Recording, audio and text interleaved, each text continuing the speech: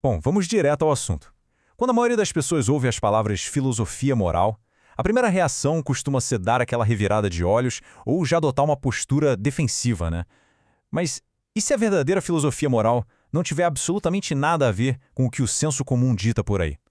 E se em vez de uma lista chata de proibições, ela for na verdade a base dos princípios da própria felicidade? Nesta nossa análise de hoje sobre o material que estudamos, a gente vai repensar a filosofia moral e descobrir como ela está intimamente ligada a ter uma vida genuinamente boa. Mas antes, vamos pensar um pouco. Por que a ideia de moralidade causa tanto desconforto hoje em dia? A gente vive numa época de muito ceticismo. As pessoas se sentem desconfortáveis usando palavras como bem e mal. Existe essa tendência geral de pensar que a moralidade é só um conjunto rígido e desconfortável de regras, quase como um manual de quartel ditando faça isso, não faça aquilo. E sendo bem sincero, se fosse só isso mesmo, o desconforto faria todo o sentido do mundo. Afinal, ninguém quer viver só para cumprir passivamente uma lista de regras inventadas pelos outros. Seção 1. O que é filosofia moral? Indo muito além das regras externas. Olha só, a essência da verdadeira moralidade, segundo as fontes clássicas do nosso material, é muito diferente dessas expectativas sociais com as quais a gente lida todo dia. Tem uma diferença abismal entre a verdadeira moralidade e os chamados bons costumes. A moralidade real lida com a causa interna da ação humana. É aquela busca ativa que nasce de dentro para fora por aquilo que é bom e virtuoso.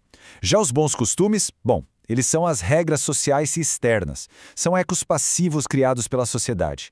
Claro, os bons costumes até ajudam como um guia, mas eles nunca vão substituir a causa primária da bondade, que precisa nascer lá no interior do ser humano, e não de uma obediência cega aos outros, como se a gente fosse um soldado cumprindo ordens.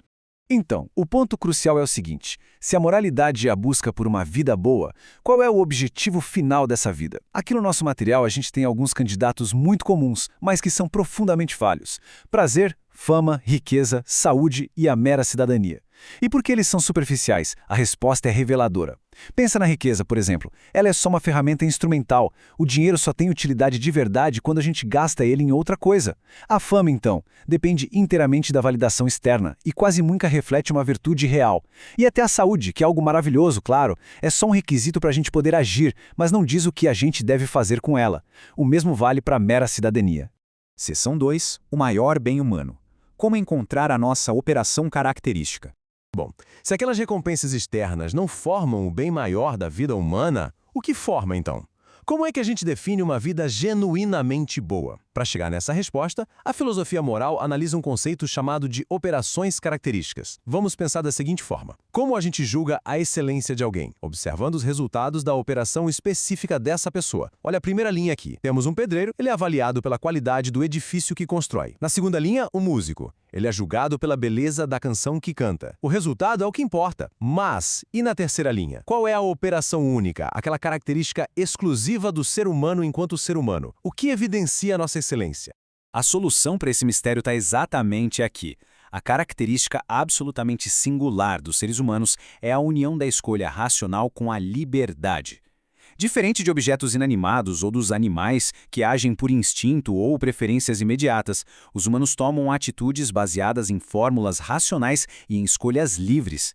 É exatamente no uso excelente dessa liberdade e dessa razão que o nosso maior bem se encontra. É um baita poder, né?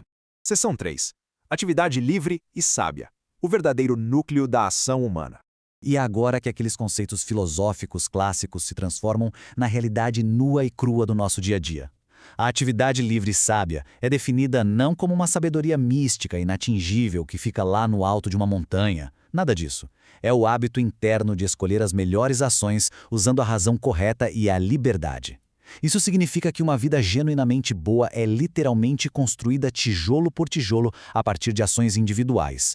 Ações que não são forçadas por pressões externas, mas que são pensadas, decididas e executadas com excelência por cada um de nós.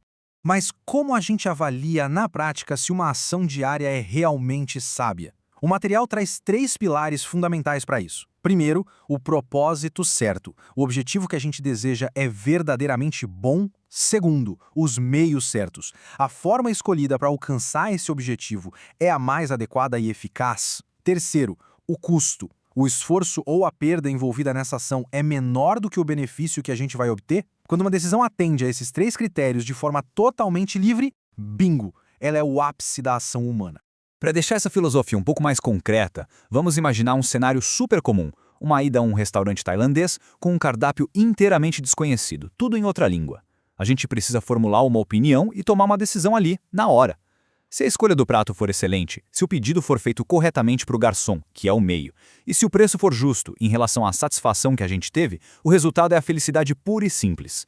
A vida real funciona exatamente como esse cardápio. Acertar livremente nas nossas opiniões e escolhas cotidianas é o que constrói aquela satisfação profunda e duradoura. Seção 4. A árvore das virtudes. O crescimento de dentro para fora. A gente tem aqui uma metáfora visual poderosa que ajuda a distinguir de uma vez por todas a base da moralidade daqueles meros costumes superficiais que a gente comentou antes. Vamos construir essa árvore mentalmente. As raízes mais profundas simbolizam o nosso desejo fundamental e inerente pela felicidade. É a nossa base. A partir daí, cresce o tronco. Essas são as virtudes fundamentais, aqueles hábitos internos super sólidos que a gente desenvolve com o tempo.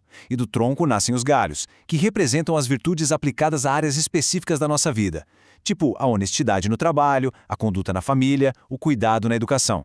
Agora, olha só esse contraste maravilhoso no topo da nossa árvore. De um lado, a gente tem as folhas, que representam as regras da sociedade, os preceitos gerais e os costumes aparentes. Do outro lado, os frutos, que são as boas ações reais e valiosas. A grande falha da visão moderna é justamente confundir as folhas com a árvore inteira, dando um peso absoluto aos bons costumes sociais e esquecendo que a única razão para essas folhas existirem, na verdade, é para proteger e nutrir os verdadeiros frutos morais.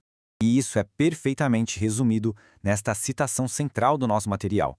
A moralidade não nasce das folhas, ela nasce da raiz e do tronco. Focar obsessivamente em impor folhas aos outros, ou seja, forçar regras externas, sem desenvolver internamente as virtudes e a capacidade de fazer escolhas sábias, é um exercício totalmente inútil. Isso só leva à frustração e uma falsa sensação de retidão que, convenhamos, não tem o poder de gerar uma vida verdadeiramente boa e feliz para ninguém. Para encerrar a nossa análise de hoje sobre os princípios da felicidade, fica aqui uma reflexão provocativa. As ações que a gente toma todos os dias nascem de escolhas genuinamente livres e sábias, baseadas no nosso próprio tronco de virtudes? Ou são só uma obediência automática às folhas e aos ventos das opiniões alheias?